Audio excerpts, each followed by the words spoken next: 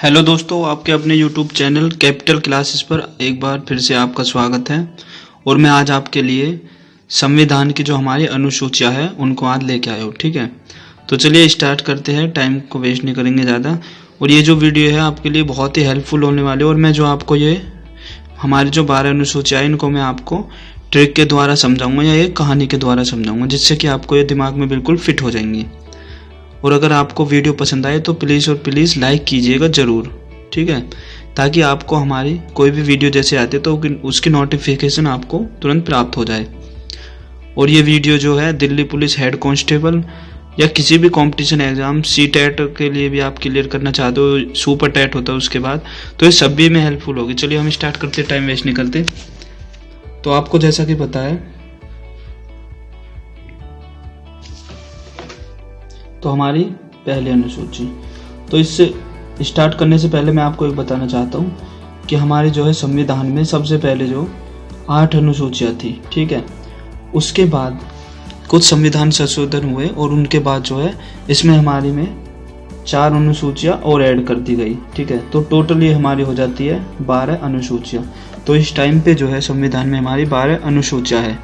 और इनमें जो है मोस्टली जो है एग्जाम में क्वेश्चन आपसे डायरेक्ट पूछ लिया जाता है कि जैसे कि ये दूसरी अनुसूची किस में जो है क्या बात कही गई। जैसे आपको, चलो मैं इसको एग्जाम्पल क्या, मैं इसको आपको अनुसूचियों के तहत ही समझाऊंगा, इससे आपको अच्छा समझ में आएगा।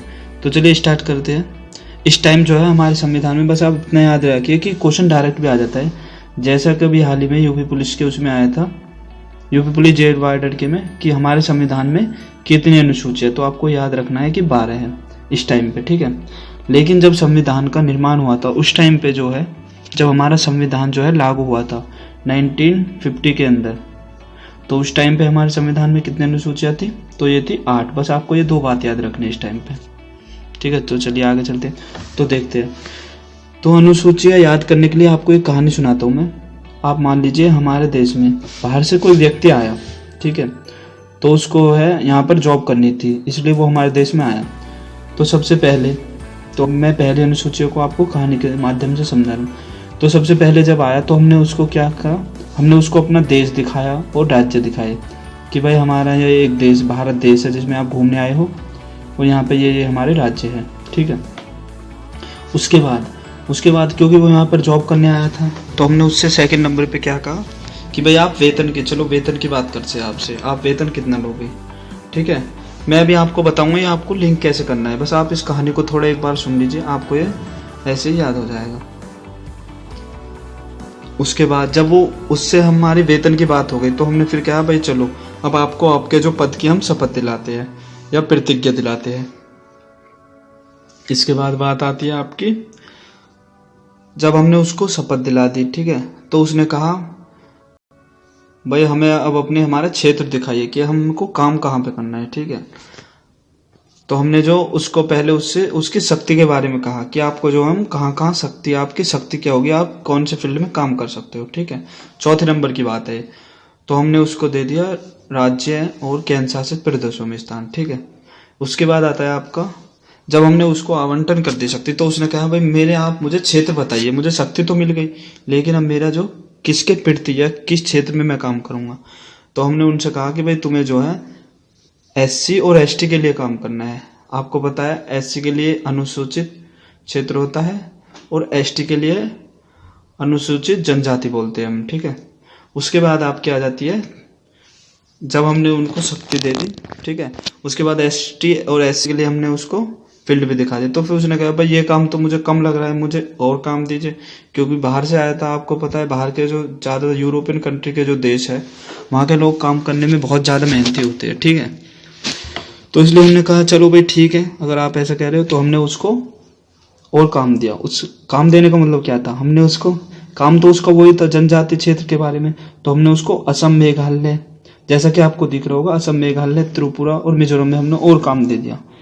तो यहाँ तक जो है आपकी 6 अनुसूचियाँ बिल्कुल क्लियर हो जाएंगे। मैं इसके बाद आपको आगे बताता हूँ। तो चलिए अब स्टार्ट करने हैं, आपको ये लिंक कैसे करना है, ठीक है। तो देखिए पहली अनुसूची से चलते हैं। मैंने जैसा कि अभी आपको कहानी में बताया था कि बाहर से एक जो बंदा है कार्य करने के लिए, वो बाहर हमारे देश में आया, तो पहली अनुसूची से कैसे लिंक करेंगे, तो इसमें आ जाएगा कि हमने सबसे पहले उसको क्या, अपने संघ और राज्य का उल्लेख कराया, उनको दिखाए कि भाई देखिए ये हमारा एक भारत संघ है, उसमें इस टाइम पे 28 राज्य है, तो उनको हमने उसका उल्लेख किया। ठीक है, तो हमारी पहली अनुसूची में क्या दिया है आपको देख सकते हैं, संघ एवं राज्यों का उल्लेख। इसके बाद आती है आपकी सेकंड, दूसरी अनुसूची में क्या क्या, मैंने आपसे अभी बताया था कहानी में कि उनके जो हमने वेतन की बात की, तो इसमें क्या आएगा आपको, राष्ट्रपति, उपराष्ट्रपति, राज्यपाल, लोकसभा, विधानसभा, उच्चतम न्यायालय, या मतलब जो भी आपके भारत सरकार के जो मेन जो आपके जो है इस टाइम पे जो बहुत इंपॉर्टेंट जो पद है, मतलब जैसे बड़े आदमियों के पद होते हैं उन्हें मान सकते हो आप एग्जाम्पल के लिए, तो ये सब आएंगे दूसरी अनुसूची में, इनके वेतन। ठीक है, उनके जो उनको कितना वेतन दिया जाता है। ठीक है, तो वेतन की बात हो गई दूसरी अनुसूची में। आपसे एग्जाम में पूछा जाएगा कि राष्ट्रपति के वेतन को जो है कौन सी अनुसूची के अंतर्गत रखा गया है, तो आपका इसका आंसर होगा दूसरी अनुसूची के अंतर्गत। ठीक है, अब आगे चलते हैं आपका, इसके बाद आता है हमारा थर्ड जो है आपकी अनुसूची, जिसमें आप देख सकते हो मैंने आपसे क्या कहा था, आपको जब उसके लिए हमने वेतन की बात कर ली, वो राजी हो गया, ठीक है भाई मैं इतने वेतन पे काम करने के लिए रेडी हूँ, तो फिर हम उसको क्या है उसके पद की शपथ दिलाते हैं। तो तीसरी अनुसूची में क्या आएगा, व्यवस्थापिका या मंत्री, राष्ट्रपति, उपराष्ट्रपति, न्यायाधीशों के लिए जो शपथ के जो प्रावधान है उनको शपथ दिलाई जाती है, वो तीसरी अनुसूची के अंतर्गत दिलाई जाती है। ठीक है स्टूडेंट, चलिए इससे आगे चलते हैं। अब बात आती है हमारी चौथी अनुसूची। मैंने आपको बताया था जब हम हमको पद दिला देते हैं तो वो कहता है भाई मेरी शक्तियां बताइए, तो हम इसमें क्या आएगा चौथे में, राज्यसभा में, विधानसभा, विभिन्न राज्यों एवं केंद्र शासित प्रदेशों में स्थानों के लिए आवंटन का उल्लेख। आवंटन का मतलब क्या, उनके इनके बीच में, राज्यसभा और केंद्र शासित जो प्रदेशों के बीच में शक्ति का जो प्रावधान है, शक्ति कैसे कैसे बटेगी, किसके हाथ में कितना होगा। ठीक है, तो चलिए आगे चलते हैं। आगे आती है आपकी पांचवी अनुसूची, तो इसके अंतर्गत क्या है, पांचवी अनुसूची में आपका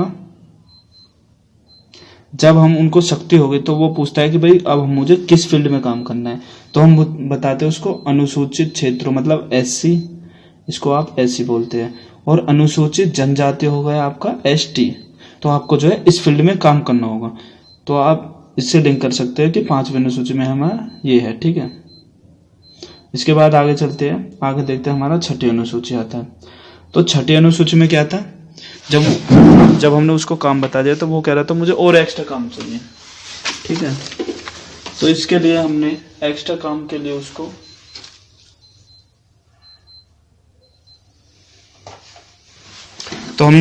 असम, मेघालय, त्रिपुरा, मिजोरम में जनजातीय क्षेत्र के और अधिक भार प्रशासन दिया था।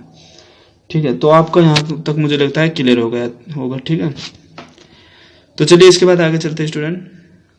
अब हम आगे देखते हैं, अब आती है हमारी 6 अनुसूची हमारी बिल्कुल कंप्लीट हो चुके हैं और 6 रह गई है।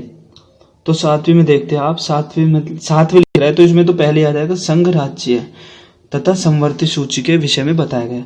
तो संघ क्या होता है, संघ राष्ट्र को कहते हैं, या जैसे कि हमारे देश को, देश, राष्ट्र, संघ एक ही बात है। ठीक है, तो आप ये देख सकते हैं। इसके बाद आता है आपका राज्य पता है आपको। इसके बाद आता है समवर्ती सूची विषय, तो इसमें जो है तीनों सूचियों के जो विषय दिखाए गए। समवर्ती सूची क्या होती है, देखिए कुछ शक्तियां होती है जो सिर्फ हमारे राष्ट्र के पास है।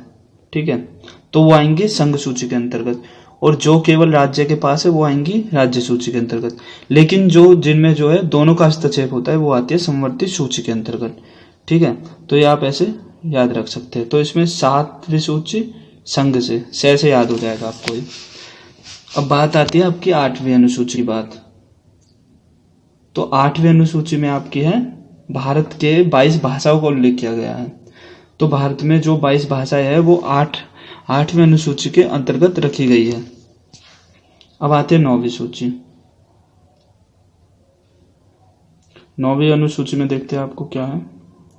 9वीं अनुसूची में है भूमि सुधार संबंधी अधिनियम, इसके अंतर्गत रखे गए हैं। स्टूडेंट देखिए, आप अगर 6 अनुसूची शुरू की जो याद कर ले तो ये आपकी बेसिकली इन पे ज्यादा टाइम लगेगा, ये आपकी डायरेक्ट ही याद हो जाएंगी।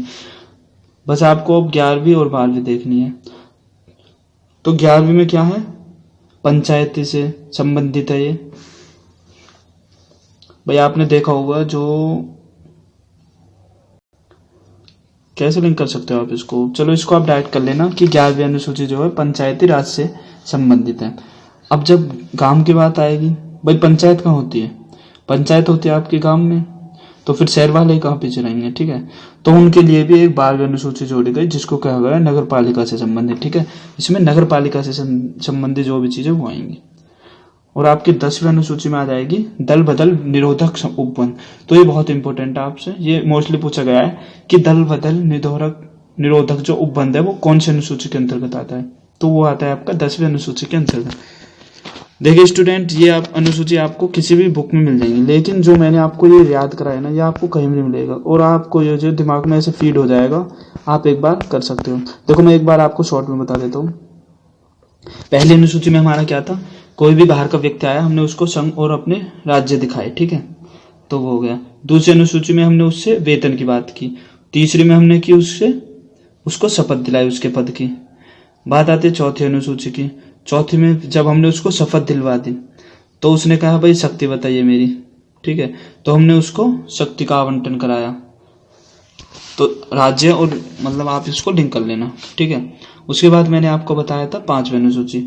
उसने कहा जब भाई शपथ दिलवा दी, हमने शक्तियां भी बांट दी, तो उसने कहा कि अब मैं जो है किस फील्ड में काम करूंगा। तो 5वीं में हमने उसको SC और ST के लिए काम करने के लिए दिया था। छठी में हमने क्या किया था, उसने कहा मुझे और काम चाहिए, तो हमने SC और ST से ही रिलेटिव, ठीक है, जनजातीय क्षेत्र के प्रशासन के रिलेटिव असम, मेघालय, त्रिपुरा, मिजोरम में ही जनजातीय के क्षेत्र से उसे और काम दे दिया, क्योंकि जनजातीय क्षेत्र जो है असम, मेघालय, त्रिपुरा, मिजोरम में जो मोस्टली जनजाति है वो पाई जाती है।